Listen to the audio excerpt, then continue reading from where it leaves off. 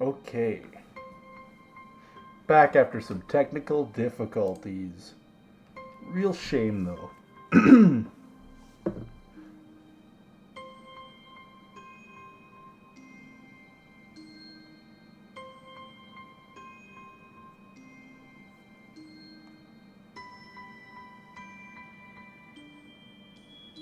Refreshing things.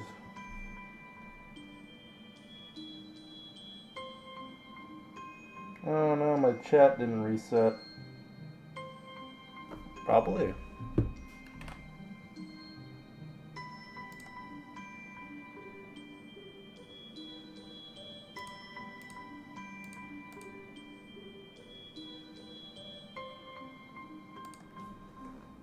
Well, I'm gonna go quickly see if I did the right thing and fixed.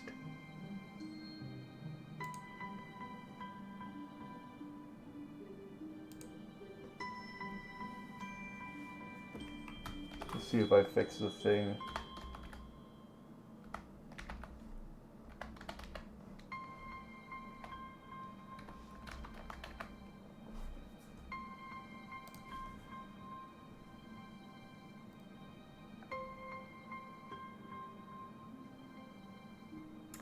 Okay, yep, I fixed it, and now there's a bunch of me's. Okay, yep. Alright.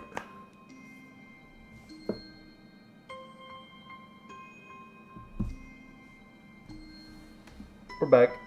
Of course, there wasn't a cure. Because of the latest discovery, this condition I've had to stay at the hospital to recuperate from treatments. When I was first admitted, I felt like I was missed.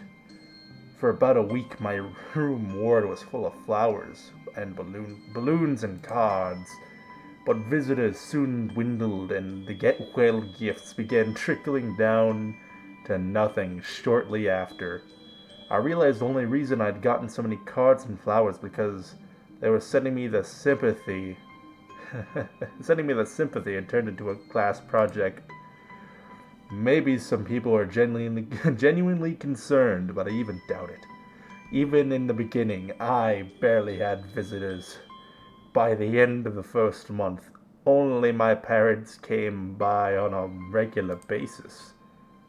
Gavin was the last to stop visiting. After 6 weeks, I never saw him or her again. We never had that much to talk about when she visited anyway. Oh yeah, for the VOD I'm going to be posting earlier, in the earlier section of this game, I suffered a heart attack. And the girl who confessed her love to me, I named Gavin because Gavin's a twink. Both Gavins in real life I know are twinks. So therefore, this lady here is forever named Gavin. We didn't touch the subject that was between us on that snowy day ever again. The hospital? It's not really a place I'd like to live in. The doctors and nurses feel so impersonal and faceless. I guess it's because they're in a hurry and they have a million other patients waiting for them, but it makes me feel uncomfortable. For the first month or so, I asked every cardiologist every time I saw him for a rough estimate on when I'd be able to leave. He never answered anything in a straightforward way. Wow, what an asshole. But told me to wait and see if the treatment and surgeries worked. So I idly observed the scar those surgeries had left on my chest slowly change its appearance over time, thinking of it as some kind of omen. I'd still ask the head cardiologist about leaving. My expectations are low enough now that I'm not disappointed by anything anymore when I don't get a reply. By the way he shuffles around, the answer shows that there's at least some hope. But hey, that's just a theory. A cardiologist's theory. At some point, I stopped watching TV. I don't know why, I just did. Maybe it was because, maybe it was the wrong kind of escapism for my situation. Yeah, I need anime women to cheer me up and make me forget about my reality.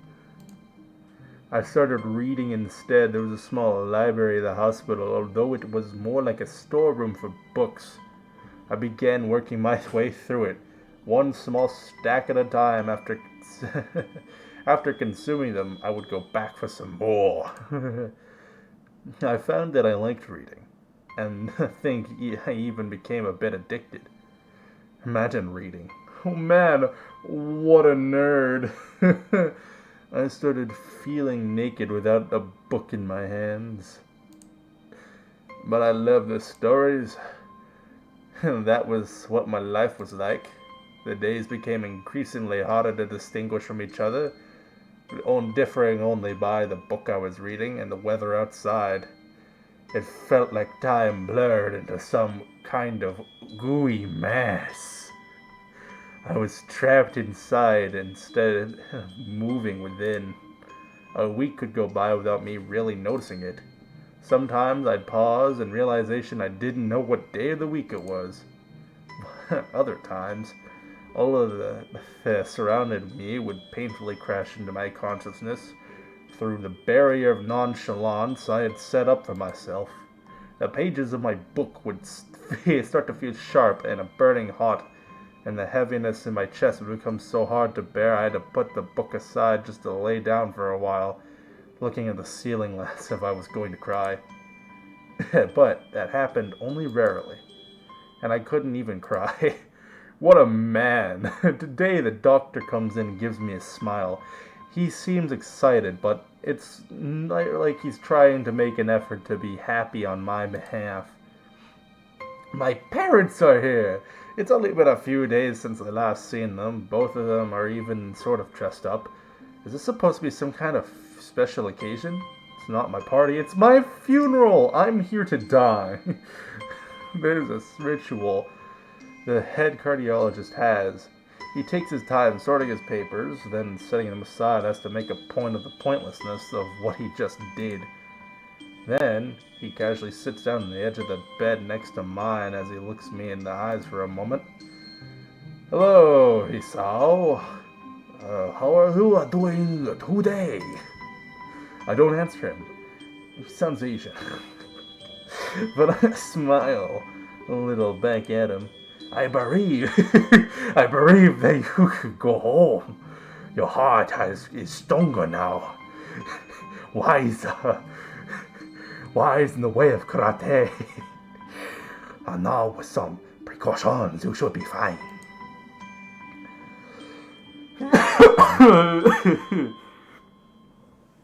We have all your medication sorted out. I'll give your father some the prescription. The doctor's hands a sheet of paper to my dad. Your expression turns wooden as he reads it quickly. So many. I take it from his hands and take a look myself, feeling numb. How am I supposed to react to this? Oh, Jesus! Oh, no! 100 millimeters a day! War Farm? Felidopine, propanolol, abnormal 10 millimeter, Deceptium, chrysanthemum, absurdly long list of medications staring back at me from the paper seems insurmountable. They all blend together to sea of letters. Oh, really? Do they now? This is insane. The side effects, adverse effects, contradictions, and dosages are listed line after line with cold precision. Wow, it's like a printer printed this. I tried to read them, but it's futile. I can't understand any of it. I am dyslexic. Those books I was reading, they're picture books. I stole them out of the kids section. I can't understand. Emily attempting it only makes me feel sicker. All of this for the rest of my life. Every day, day in, day out. Picture books. I'm afraid it's the best we can do at this point. It's make me RoboCop. However, new medications are always being developed, so I wouldn't be surprised if they found the cure-all. I wouldn't be surprised to see that list fade over the years. Years? What kind of confidence booster is that? I'd have felt better if if he hadn't said anything at all. Also, I have spoken to your parents, and we have bereaved that it would be best if you don't return to your old school. What? Please calm down, fucking kid's name. Listen to what the doctor has to say. Calm down. And the way he tells me, he knew full well that I didn't like it. Am I going to be homeschooled? Whatever my concern shows, it's ignored. Classic. And we all understand that your education is paramount. However, I don't think that it is wise for you to be without a supervision. At least not until we're sure that your medication is suitable. So I've spoken to your parents about the transfer. Am I French now? Is that the accent I've just swapped to? Is French and I did the Italian hand gesture? What am I devolving into? Is this sleep deprivation getting to me? Your school called the Yamaku Katana Academy. It specializes in dealing with the disabled students.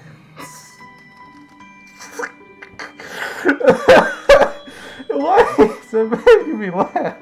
Am I a bad person? I understand disabled students. Disabled? I'm not. It's a 24-hour nursing staff, only a few minutes from a highly regulated general hospital. The majority of our students live on the campus. Think of it as a boarding school for sorts, designed to give a student a degree of independence while keeping help nearby. Independence? It's a school for disabled kids! Don't try to disguise that fact! I may paint miniatures all day, but it's not my mental illness. If it really that free, there wouldn't be 24 hour nursing staff, and you wouldn't make a hospital nearby a selling point. Of course, that's only if you want to go, but your mother and I aren't really able to homeschool you. When we went out there and had a look a couple weeks back, I'd think you'd like it. It looks like I really don't have a choice. Compared to the other problem, people suffer with your condition usually tend to live long life. You'll need a job one day, and this is a good opportunity to continue your education. This is an opportunity. Don't call it an opportunity. Don't call it a goddamn opportunity. Well, you should be excited at the chance to go back to a school. I remember you wanted to return to school, and it's not the same one. A special school for special people, that's an insult. That's what I want to say. It's a step down. It's not at all what you think. All the students are pretty active in their own sort of way. Wow! What an asshole! It's geared towards students that can still get around and learn, just need a little help one way or another. Wow! Put me in the back of the small bus, why don't you? Your father is right. Oh, your father is right. Many of the graduates from the school have gone on to do amazing things. A person doesn't have to be held back by a disability.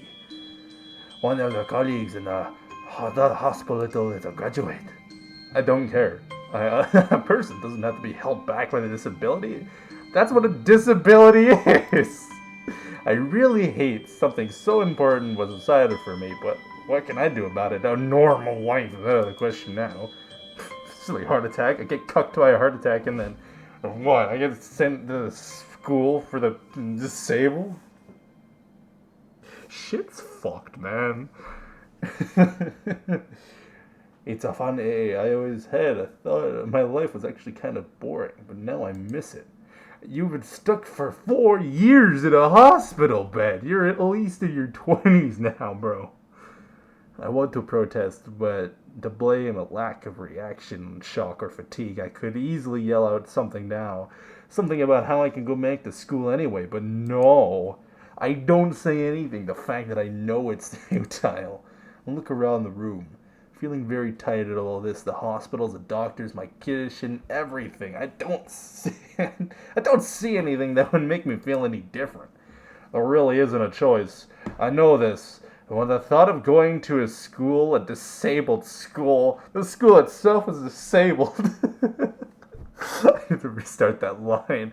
I know this, but the thought of going to a disabled school? Like, what are those even like? As much as I try to put on a positive spin, it's very difficult. But let me try. A clean slate isn't a bad thing. It's all I can think of to get me through this, at least. Still have something, even though it's a special school, it's something. A fresh start. My life isn't over. It would just be a mistake to resign myself to thinking that. At the very least, I'll try to see what my new life will look like. Oh my, oh, it's the light again. Huh?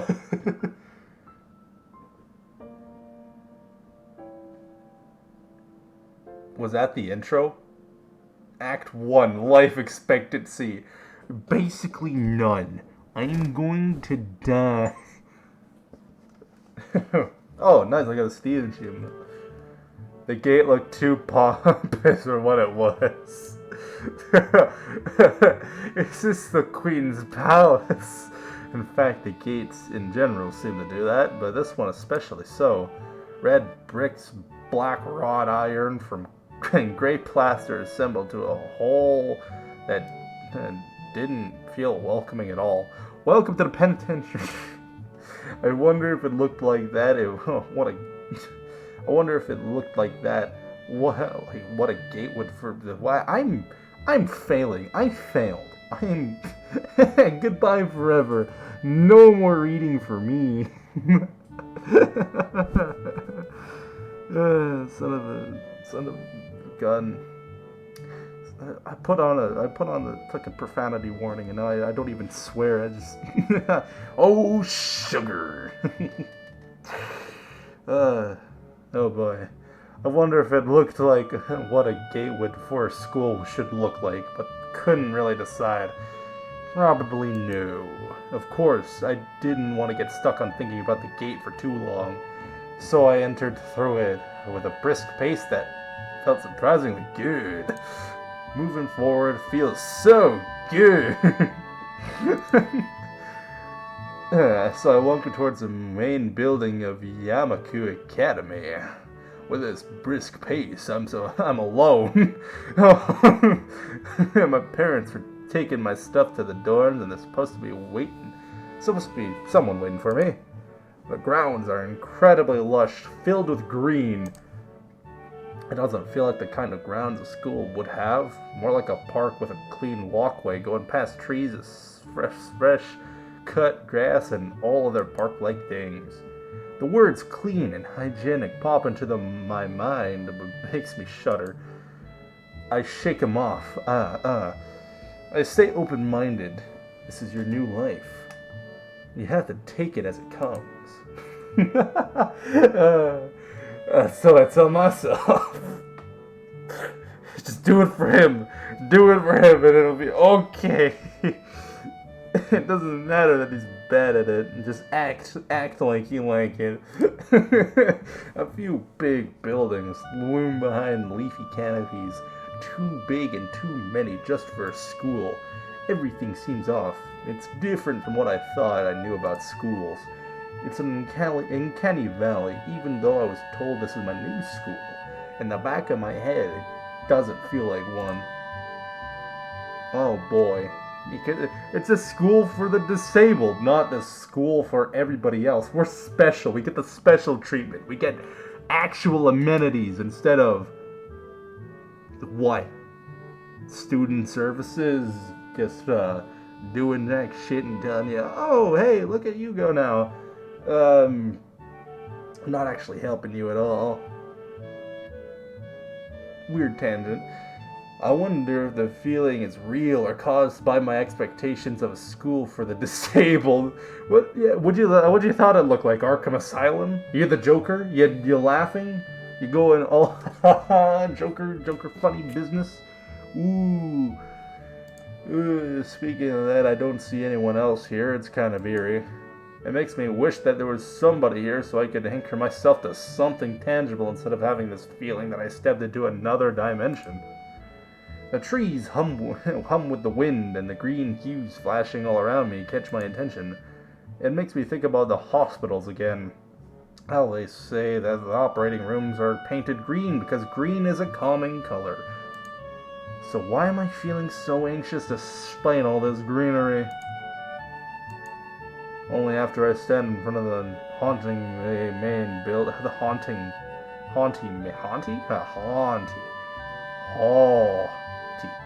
main building, I surprised myself by realizing why the gate bothered me. It was the last chance I had to turn back. Even if I had no life I could return to. Still, after entering, there was absolutely no way I could go back anymore. Feeling nervous with the realization I set in my head, I opened the front door. Oh, joys. Oof. A tall man with bad posture notices me as I enter. We're the only people in the lobby, and so it's only logical. Oh, hey, bro, what's up, tall man? You must be, Nikai.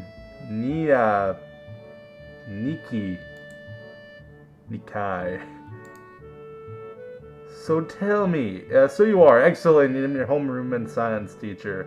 My name is Mutal. I'm gonna call you Tall Man for the rest of your life. We exchange a handshake. He's neither firm nor sloppy as he looks at his watch. The head nurse asked for a brief check-in visit, but there's no time for that now. Here's 50 stacks of homework. Bam!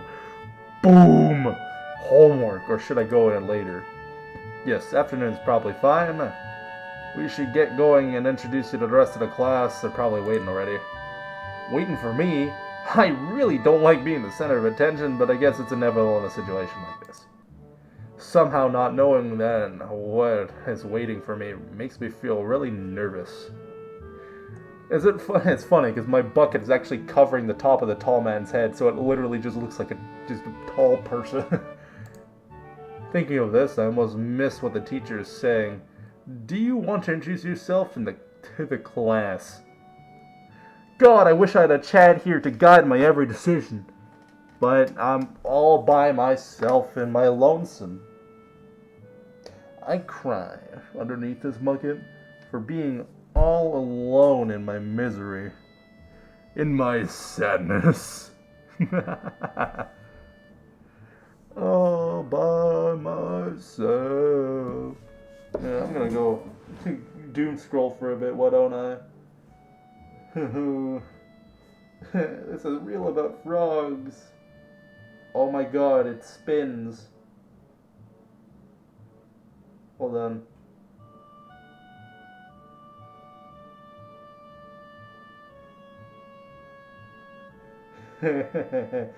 I'm making the frog spin. It's one of those fun ones. Spinning frog, spin faster. Spin, I say.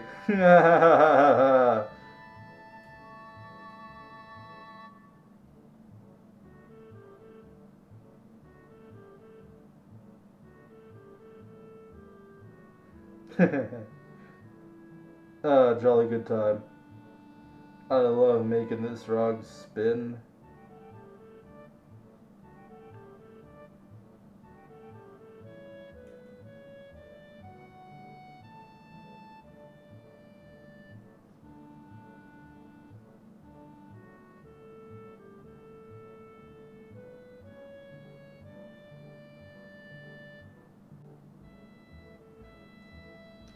Maybe I'll go install Twitter while I'm at it too, because, why not?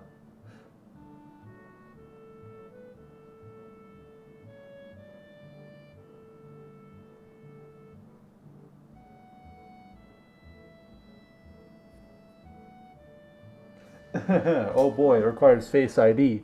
Give me a 1 second.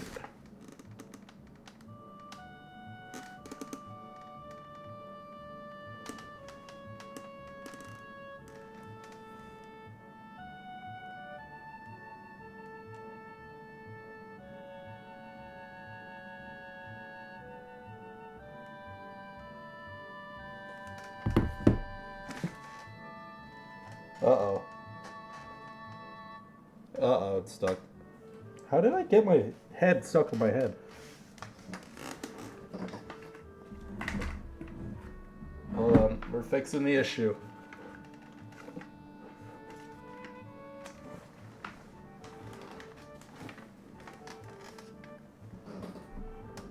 We're so back.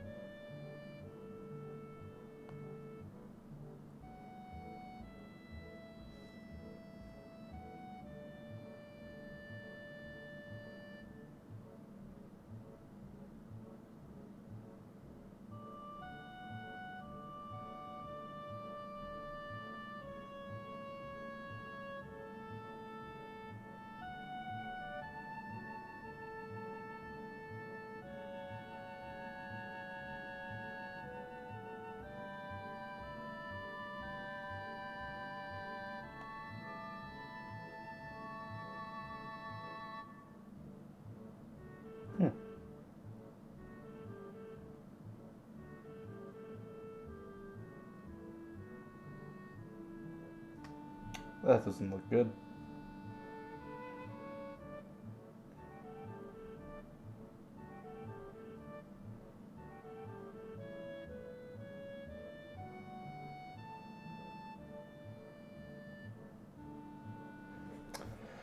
Oh boy. Anyway. You know what? Maybe. I mean, I didn't do too much. It's only 30 minutes. I'll probably just do this in the morning. Tomorrow. Probably bring some friends into it. I'll save the VOD.